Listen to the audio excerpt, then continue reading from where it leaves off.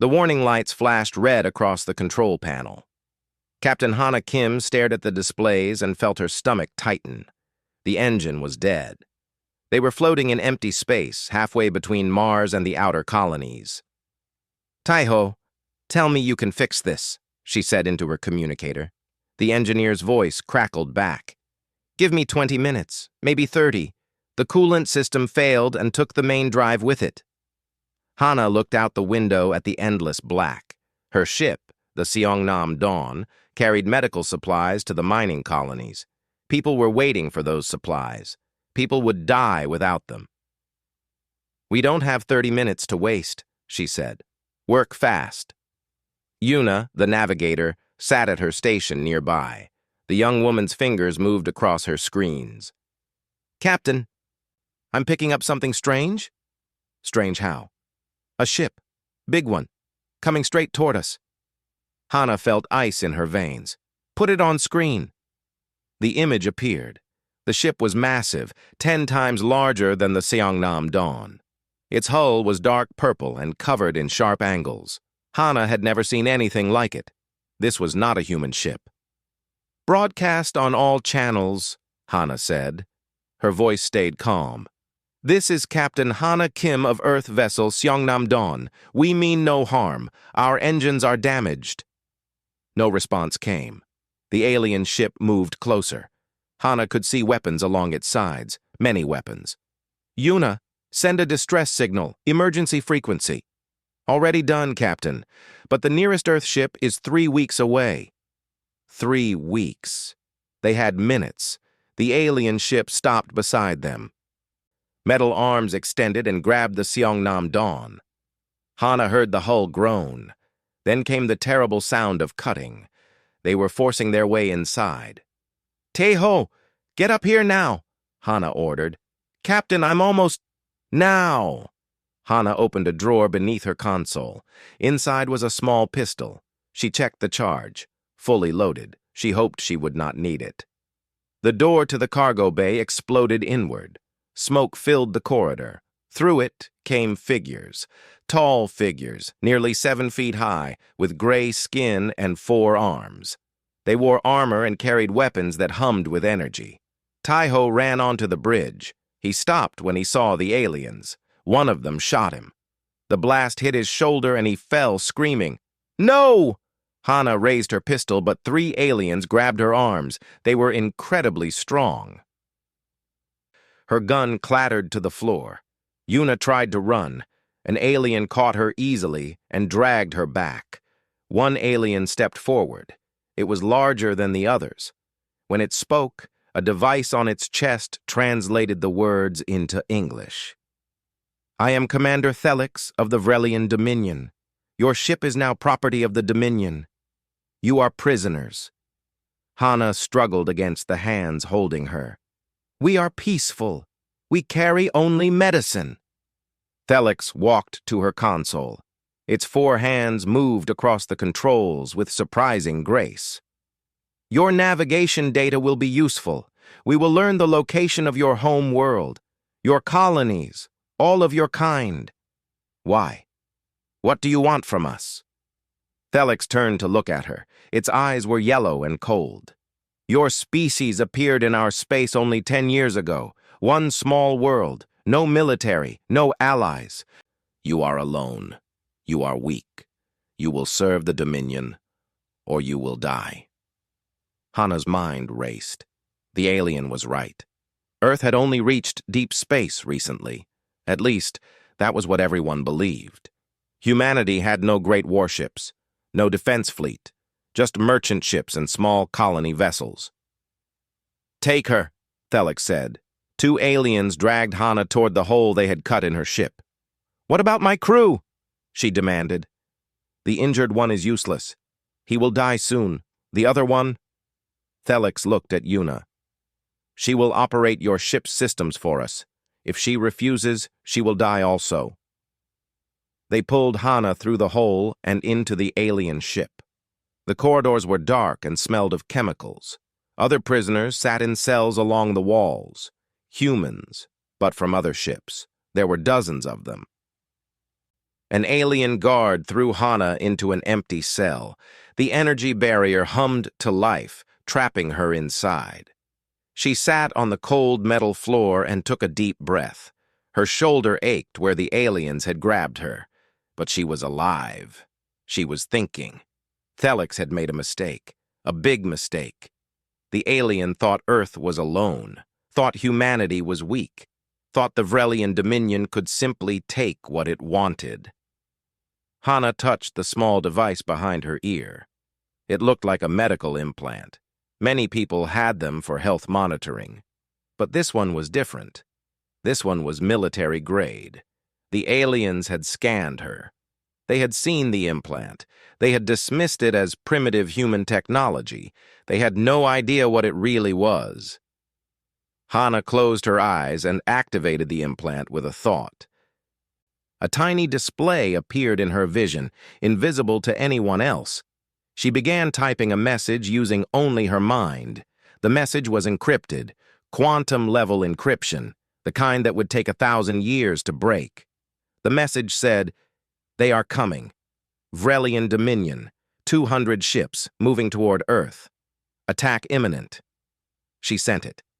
Now she had to survive, had to stay alive long enough for the message to arrive, long enough for Earth to do what Earth did best: prepare. The aliens thought she was alone. They thought Earth was helpless. They were about to learn how wrong they were. Hana smiled in the darkness of her cell. The Vrelians had been watching humanity for years, studying them, waiting to strike. But Hana knew something they did not. Humanity had been watching them too. The interrogation room was cold. Hana sat in a metal chair. Her hands were bound behind her back.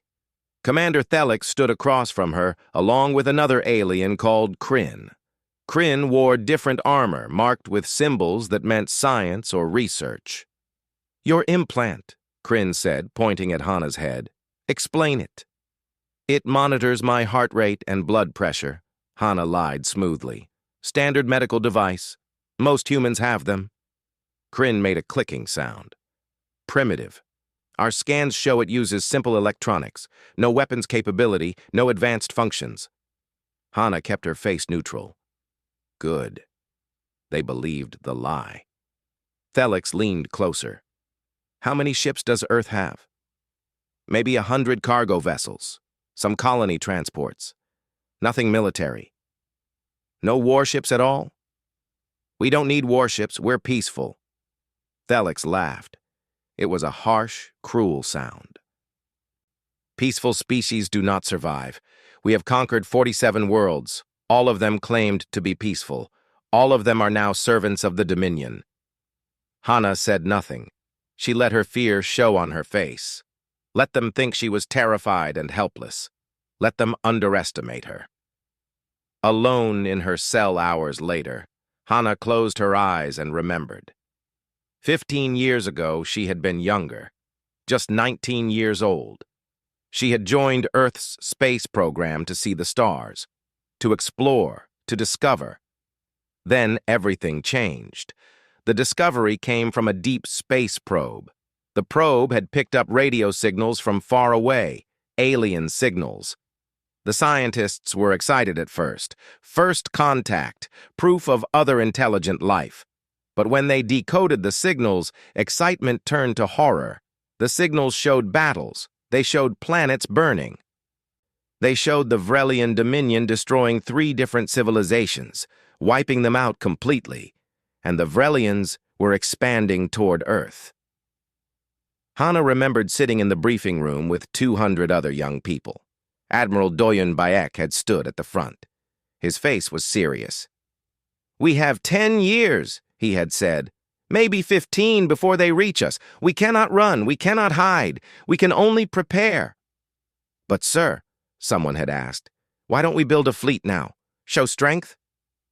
Admiral Bayek shook his head. "The Vrelians are predators. They are attracted to strength.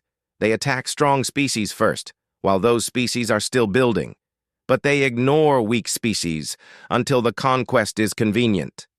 Another officer, General Somin An, stepped forward. "We will appear weak. We will hide our strength. Every ship we build will be disguised. Every weapon platform will look like a civilian station. Every soldier will pretend to be a merchant or miner or scientist. This is Project Veil, Admiral Bayek continued. We will pull a curtain over Earth's true power, and when they come, thinking we are helpless, we will show them the truth. Hana had volunteered that day, so had thousands of others. They trained in secret. They learned to fight. They learned to fly warships disguised as cargo haulers. The Seongnam Dawn was not really a cargo ship. Beneath its ordinary hull was armor. Hidden in its cargo bays were weapons. Its engines could move 3 times faster than they appeared capable of. And Hana was not really just a merchant captain. She was a commander in Earth's defense force. Every civilian ship that left Earth's solar system carried a trained operative.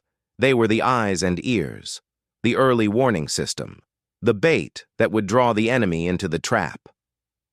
Hana opened her eyes. The memory faded. She was back in the cell. The message she had sent would reach Earth in 6 hours.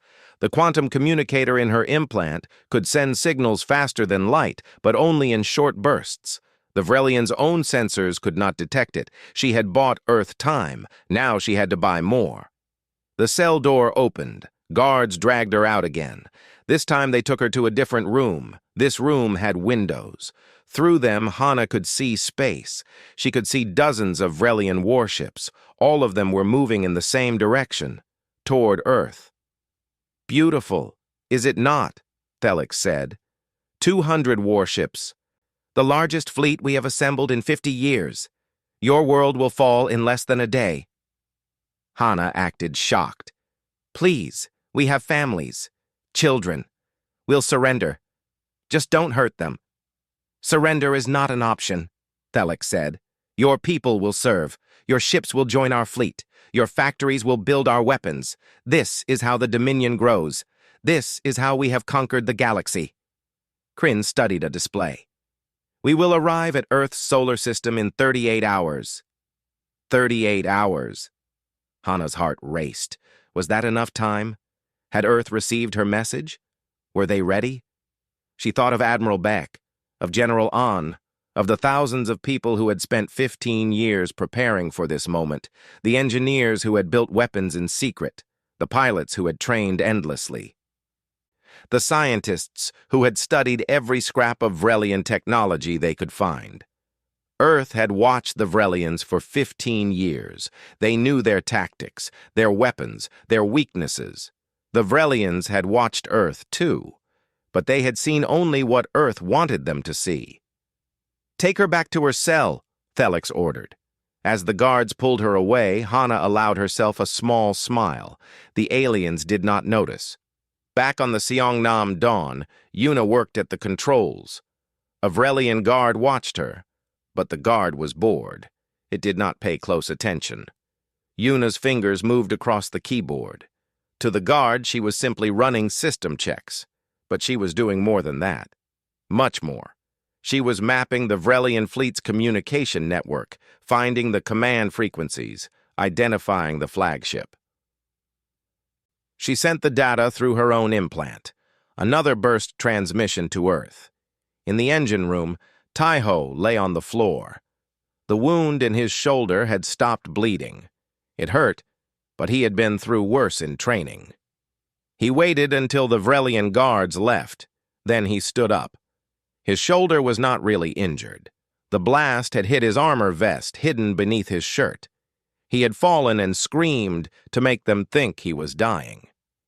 Now he moved quietly through the ship. The Vrelians had taken most of the cargo, but they had missed something. Behind a false panel, Taiho found what he needed. Explosives, enough to destroy the Seongnam Dawn and damage any ship close to it. He smiled. When the time came, Earth would need every advantage. Taiho set the charges carefully. Then he returned to his position on the floor and waited. All across the Vrelian fleet, similar scenes played out. Other human prisoners, other ships, all of them carrying trained operatives, all of them gathering information, all of them preparing.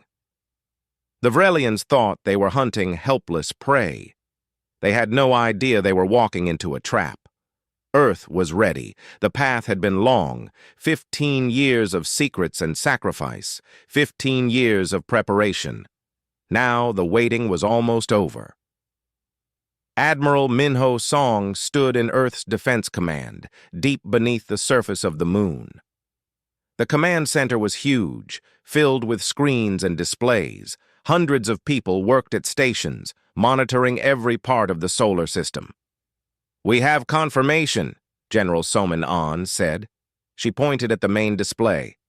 Captain Kim's transmission came through. 200 Vrelian warships. They will arrive in 36 hours. "What about the captain?" Admiral Song asked. "Alive. Prisoner on the Vrelian flagship. She is still gathering intelligence." Admiral Song nodded. Hana Kim was a good officer, one of the best. He hoped she would survive to see the victory she had helped create. "Alert all units," he ordered. "Operation Daybreak is active. I repeat, Operation Daybreak is active." Across the solar system, the message spread. On Earth, on Mars, on the moon and the asteroid belt, in orbit around Jupiter and Saturn, everywhere humanity had spread, people received the message. The waiting was over. Dr. Jin-Woo Lee sat in his laboratory on Earth's surface. For 15 years, he had designed weapons, railguns that could punch through Vrelian armor, missiles that could track Vrelian ships through their stealth fields, energy shields based on technology the Vrelians did not have. Now his weapons would be tested for real. "All systems online," his assistant reported. "The orbital platforms are ready." Jinwoo looked at the numbers on his screen. 150 weapon platforms, each one disguised as a simple communication satellite or weather monitor. The Vrelians had scanned them all. They had dismissed them as harmless. They would learn better soon. On Mars, Dr. Hyun Kang watched families board transport ships. The evacuation was smooth and calm. Everyone had practiced this drill 100 times. They thought it was just another exercise. Only Hyun knew the truth. This time, it was real. "How many left?" she asked the evacuation coordinator. 2,000. "They will be in the shelters within 6 hours." "Good. Make sure the children are comfortable. Tell them it's a game." Hyun looked up at the sky. Somewhere out there, the Vrelian fleet was coming. But Mars would be safe. The shelters were deep underground, built to survive anything. Earth had not spent 15 years building only weapons. They had built defenses too, shelters, escape routes, emergency supplies. Even if the battle was lost, humanity would survive. But Hyun did not believe the battle would be lost. In the asteroid belt, Captain Ki-Hoon-Oh prepared his ship. The ship was called the Busan Pride. It looked like a mining vessel, old and slow and harmless. That was a lie. The Busan Pride was a stealth carrier. Inside its hollow hull were 50 small fighter craft. The hull was lined with advanced stealth technology.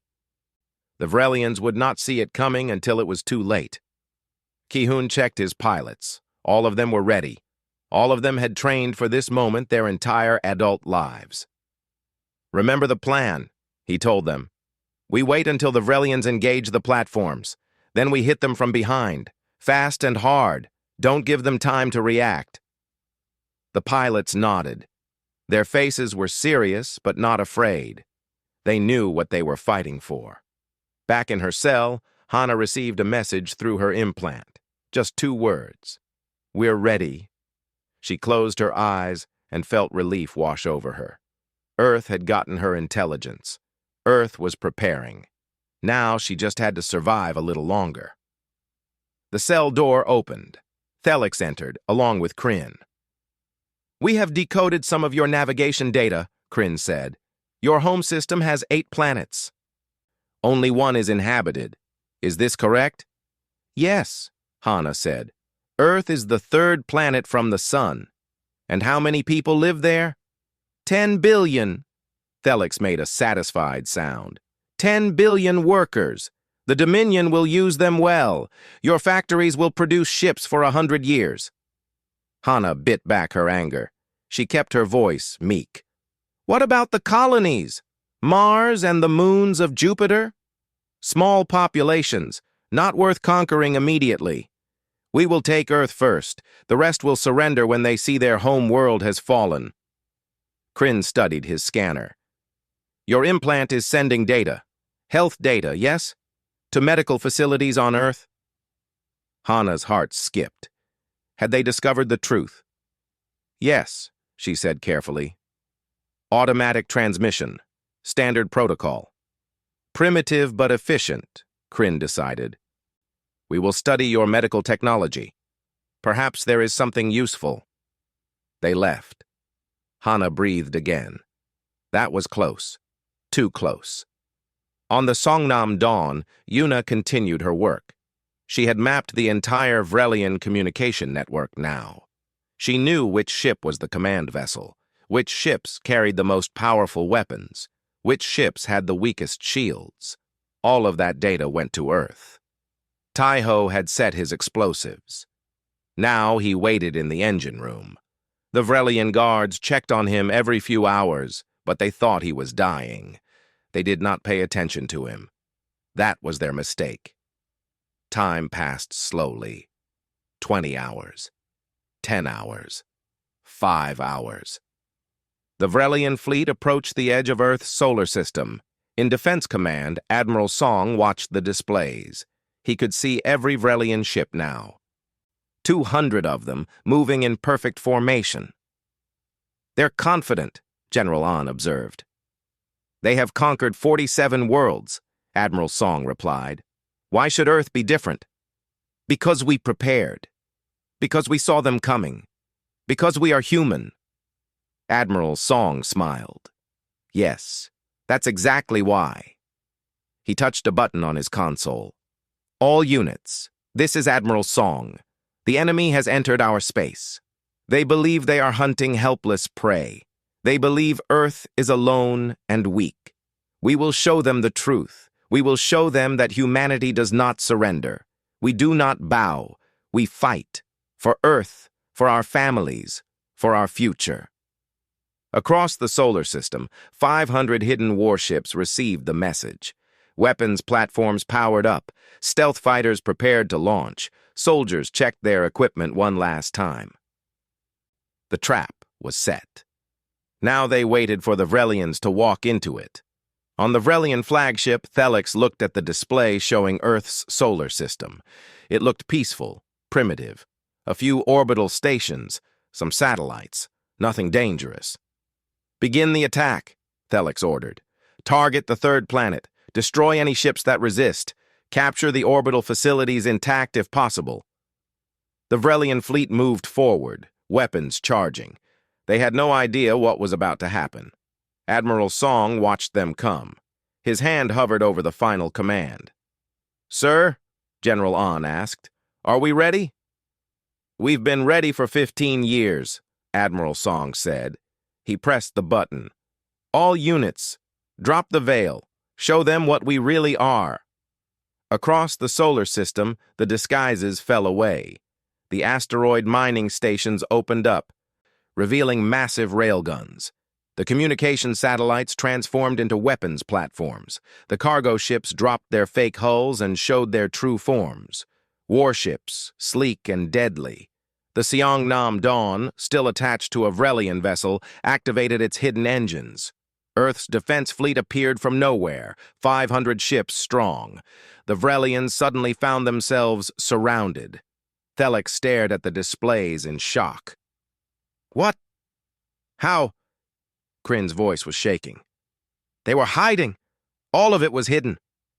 Impossible, Thelix said. We scanned everything. We watched them for years. They deceived us, Kryn said. On Earth, Admiral Song smiled. Fire, he ordered. The battle for Earth began. The first railgun shots crossed the distance in seconds. Solid metal slugs, accelerated to impossible speeds, slammed into Vrelian shields. The shields held for a moment, then they shattered. 3 Vrelian warships exploded before they could even turn to face the threat. All ships! Evasive maneuvers! Thelix screamed into the communication system. Return fire! Find their ships! But the Vrelians were confused. The human weapons came from everywhere. Asteroids that were really fortresses, satellites that fired missiles, ships that appeared out of nowhere. Admiral Song watched from Defense Command. Focus fire on their command ships. Target the flagships first. The weapons platforms obeyed. Streams of metal and energy converged on the largest Vrelian vessels. The aliens had powerful shields, but they had not expected this level of coordinated attack. More Vrelian ships died. 10, 20, 30. They're trying to regroup, General On reported, moving into defensive formation. Don't let them, Admiral Song said. Captain O, launch your fighters. Hit them from behind. In the asteroid belt, Ki-Hun O smiled. All fighters, launch! The Busan Pride opened. 50 small craft streamed out, their engines burning bright.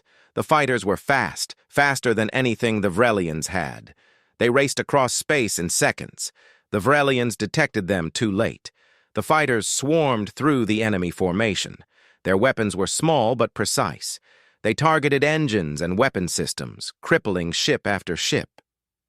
They're falling apart, Ki-Hun reported. No coordination. They're panicking.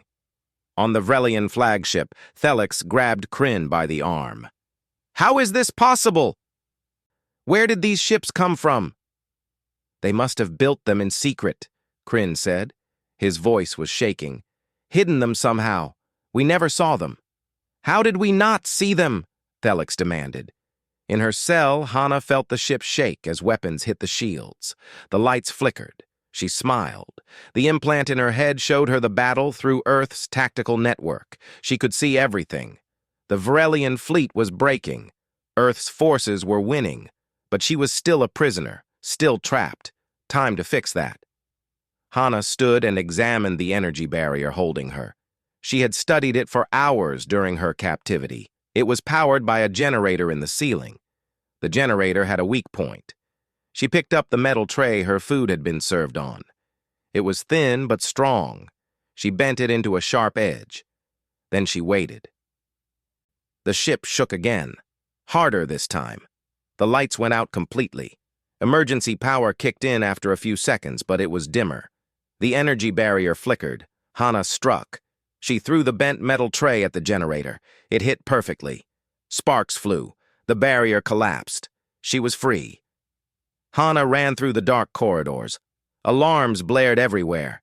Vrelian crew members rushed past her, too busy to notice one human prisoner.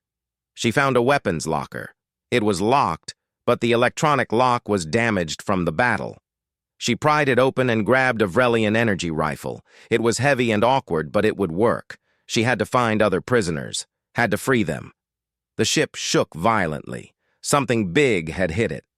On Earth's battleship Incheon, Commander Sunho Im directed his crew. Target their flagship. The one with the most shields. That's where they're keeping our people. Sir, that ship is heavily defended, the weapons officer said. I know. That's why we're going to hit it with everything we have. But aim for the engines, not the crew sections. We want to disable it, not destroy it. The Incheon fired. Massive energy beams struck the Vrelian flagship's engines. The shields glowed bright, then failed. The engines exploded in a shower of debris. The flagship went dead in space. Good shot, Sunho said. Now send boarding teams. Get our people out.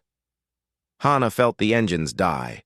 The ship was drifting now, but the Vrelians were not giving up. She could hear them fighting somewhere nearby. She found the prisoner section.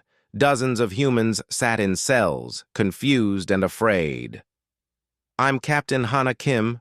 Earth Defense Force, she announced. Stay calm. Our fleet is here. We're winning. She used the Vrelian rifle to destroy the cell generators. The prisoners rushed out. Can any of you fight? Hana asked. Several people nodded. She handed them weapons from the locker. Follow me. We need to reach the docking bay. They moved through the ship in a group. Twice they encountered Vrelian guards. Both times, Hana and her fighters drove them back. She reached a window and looked out at the battle. It was beautiful and terrible. Earth's ships moved in perfect coordination, like a dance. The Vrelians tried to fight back, but they were overwhelmed. For every human ship that fell, 5 Vrelian vessels died. The enemy fleet was breaking apart. Some ships tried to run. Earth's fighters chased them down. Hana saw the Seongnam dawn. Her ship was still attached to a Vrelian cruiser. As she watched, the cruiser exploded. Her ship broke free, engines firing. "Hana!" Yuna's voice came through her implant. "Are you alive?" "Alive and free," Hana replied. "What's your status?" "Taiho and I took back the ship. We're joining the fight." "Where are you?" "Vrelian flagship. Dead in space. I have 40 prisoners with me." "We're coming to get you." The Seongnam Dawn turned and flew toward the flagship. It dodged Vrelian fire easily. Taiho was an excellent pilot when he wanted to be. The ship docked hard against the flagship's hull. Hana heard cutting tools. Taiho was making an entrance. "Hana, get to Section 12, port side," Yuna called. Hana led the prisoners through the corridors. Behind them, she could hear Vrelian soldiers following. They were angry now. Desperate. She reached Section 12 just as Taiho cut through the hull. The metal peeled back. Yuna stood on the other side, grinning. "Need a ride, Captain?" "You have no idea," Hana said. The prisoners piled through the hole into the Seongnam Dawn. Hana went last, firing her rifle to keep the Vrelians back. She jumped through just as a blast hit the wall beside her. Taiho sealed the hull behind her. "Go!" Hana shouted. The Seongnam Dawn pulled away from the flagship. Hana ran to the bridge and looked at the displays. The battle was nearly over. Of the 200 Vrelian warships, only 40 remained. And those were trying to run. "Admiral Song's orders," Yuna said. "Let them go. Let them carry the message back to the Dominion." Hana nodded. "Yes. Let them tell the story. Let them warn the others. Earth was not prey." Earth was not weak. Earth was dangerous. The Vrelian ships fled. Earth's fleet did not pursue. They had won. In Defense Command, Admiral Song allowed himself to relax. Status report. 17 platforms destroyed, General An said. 23 ships lost. 4,200 casualties. The Admiral closed his eyes. 4,000 people dead. That was a heavy price. But Earth still stood. Humanity survived. And they had sent a message to the galaxy. "Recall all units," Admiral Song ordered. "Begin rescue operations. I want every survivor recovered." He looked at the main display. The Vrelian ships were already distant specks, running for their lives. "Record this moment," he said quietly. "The day Earth stood alone against the darkness and did not break." General An nodded. "The day we walked our own path." Across the solar system, people began to celebrate. They had prepared for 15 years. They had kept the secret. They had sacrificed and trained and waited. Now, they had won. Hana sat in her captain's chair aboard the Seongnam Dawn. Taiho was in medical, being treated for his real injuries from the battle. Yuna piloted them toward the recovery ships. "We did it," Yuna said softly. "Yes," Hana replied. "We did." Through her implant, she received a message from Admiral Song. "Well done, Commander Kim. Come home." Hana smiled. Home, Earth, safe. They had thought she was alone. They had been so very wrong. 3 days after the battle, Hana walked through the corridors of the Incheon. The battleship was damaged but functional. Repair crews worked everywhere, fixing holes in the hull and replacing broken systems. Commander Sunho Im found her near the observation deck. "Captain Kim, the Admiral wants to see you." Hana followed him to the conference room. Inside, Admiral Minho Song sat at a large table. General Soman An was there too, along with several other high-ranking officers. "Sit down, Commander," Admiral Song said. Hana sat. She was tired. The past few days had been filled with debriefings and medical checks. She just wanted to sleep. "You did well," the Admiral said. "Your intelligence was critical to our victory. Without your warning, we would have had much less time to prepare." "Thank you, sir." "The Vrelian survivors have left our space," General On added. "We tracked them for 2 days. They went straight back toward their territory. They will tell their leaders what happened here." Admiral Song nodded. "Which brings us to the next problem. The galaxy now knows about us, really knows about us. Not the weak merchants we pretended to be. The real Earth. What do we do now?" "We can't hide anymore," Hana said. "The secret is out." "Exactly, which is why the President is making an announcement today, to our people and to any alien species listening." The Admiral activated a screen. It showed President Jisoo Han standing in front of cameras. The broadcast was going out on every frequency to every corner of human space. "People of Earth," President Han began, "today I speak to you about the truth, a truth we have kept hidden for 15 years. The President explained everything: Project Veil, the Vrelian threat, the secret military buildup, the hidden warships and weapons." Hana watched the broadcast carefully. She wondered how people would react. Would they be angry about the deception, grateful for the protection, both? "We made a choice 15 years ago," President Han continued. "We chose to appear weak while we grew strong. We chose to deceive our enemies rather than challenge them openly. Some will say this was wrong, that we should have been honest. But honesty would have meant death. The Vrelians would have attacked before we were ready. Earth would have fallen." The President paused. "Instead, we prepared. We built defenses. We trained soldiers. We waited. And when the enemy came, thinking we were helpless, we showed them the truth. Earth does not surrender. Humanity does not bow." The broadcast ended. Admiral Song turned off the screen. "The reaction has been mixed," he said. "Some people are angry that we kept secrets, but most understand why we did it. They see that we saved billions of lives."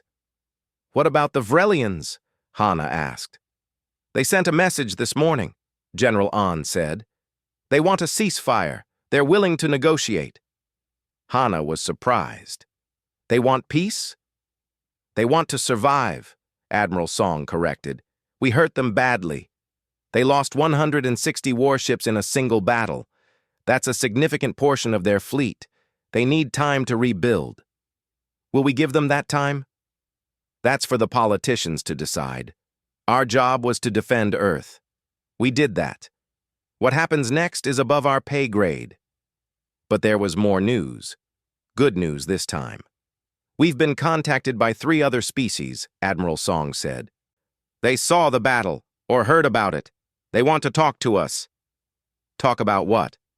"Alliance, trade, mutual defense. They were all hiding from the Vrelians, just like we were. Now they see that the Dominion can be defeated. They want to work together." Hana leaned back in her chair. The galaxy was bigger than she had imagined, full of species hiding in fear, waiting for someone to stand up to the bullies. Earth had stood up. Now others wanted to stand with them. "There's one more thing," General An said. She slid a data pad across the table. "Your promotion came through. Congratulations, Commodore Kim." Hana stared at the pad. Commodore. That was a big jump from Commander. "I don't understand. I just did my job." "You did more than that," Admiral Song said. "You were our eyes and ears in enemy territory. You gathered critical intelligence under extreme danger. You freed prisoners and led them to safety. You are exactly the kind of officer Earth needs right now." "For what?" Admiral Song smiled. "We're building a new fleet, not a defense fleet, an exploration fleet. We're going to go out into the galaxy and find other species before predators like the Vrelians do. We're going to offer them the same thing we achieved: time to prepare, allies to stand with, and hope for the future. And you want me to lead one of these ships? Not just any ship. The flagship of the exploration fleet. It's being built right now in lunar orbit. It will be called the Soul's Promise. Hana looked at the datapad again. It showed a ship schematic.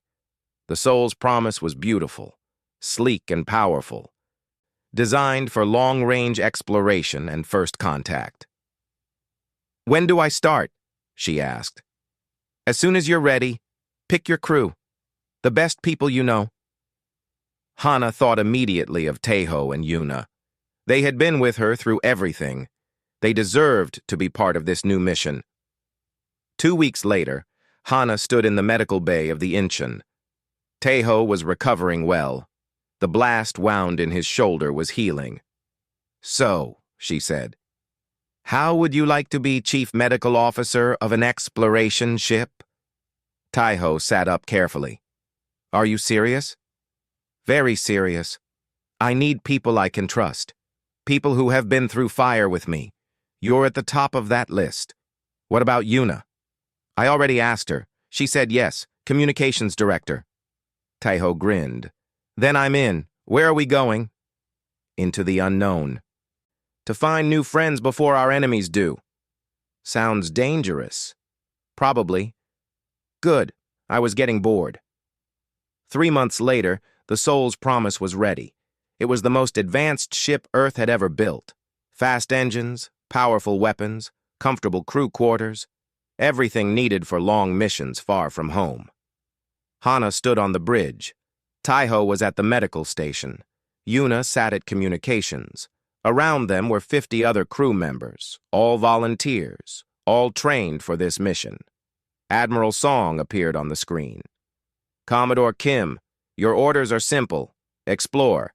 Make contact with new species. Offer friendship and alliance. Avoid conflict when possible, but defend yourself if necessary. You represent Earth now. Make us proud." "Yes, sir," Hana said. The Admiral saluted.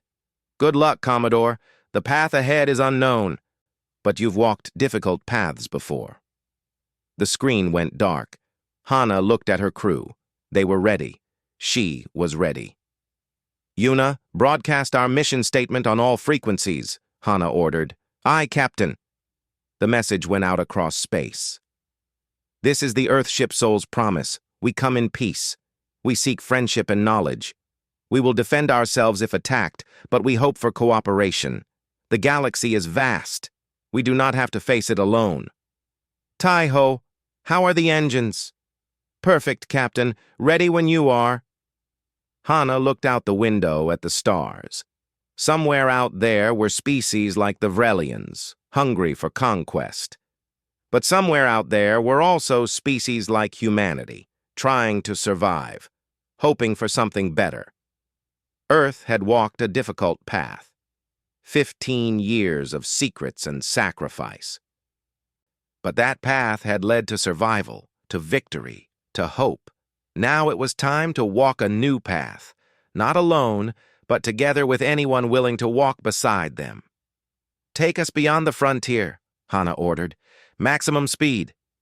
The Soul's Promise turned away from Earth. Its engines flared bright. The ship accelerated faster and faster until it reached the speed needed to jump between stars.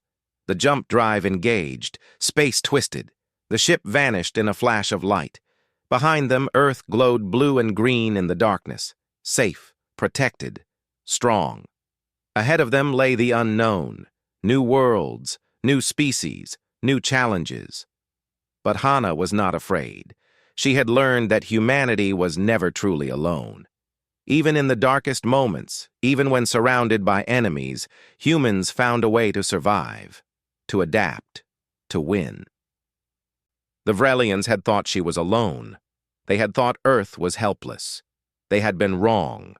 And if other predators were out there making the same mistake, they would learn the same lesson. Earth had walked its own path. Now it was time to help others walk theirs. The Soul's Promise flew into the unknown, carrying hope to the stars. The journey was just beginning.